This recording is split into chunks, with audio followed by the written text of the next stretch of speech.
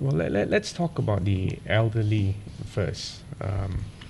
Usually, as people age, and Sunny will correct me if I'm wrong, I mean, your ventilatory reserve may go down, meaning, comparing my lungs with a young man's lungs, I mean, his are more efficient. There's a greater buffer. Um, Secondly, by the time you reach an age where you've also got coexisting cardiac or cardiovascular problems, then you need to be more careful. The key point we want to emphasize there is to reduce the level of activity and therefore reduce the amount of pollutants that gets into your lungs or even into your bloodstream. Am I right, Sunny? I mean, that's the key precaution. And then what we're saying is that, however, and if you think about it, there should be hardly any occasion that you need to take an elderly person and put them in an outdoor context for many hours.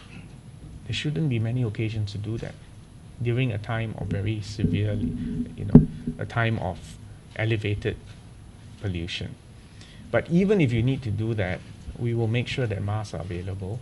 And even for those from needy families, low-income families, because we have our distribution network on the ground, we will ensure that they have masks available for emergency use. But you'll notice also in the MOH advisory, the precaution that wearing a mask is not easy. In fact, it needs greater effort to breathe. And some people will not be able to tolerate it for a prolonged time. So even then, masks need to be used judiciously, need to be used carefully. I suppose the other point I will emphasize is that if in doubt, please seek medical advice.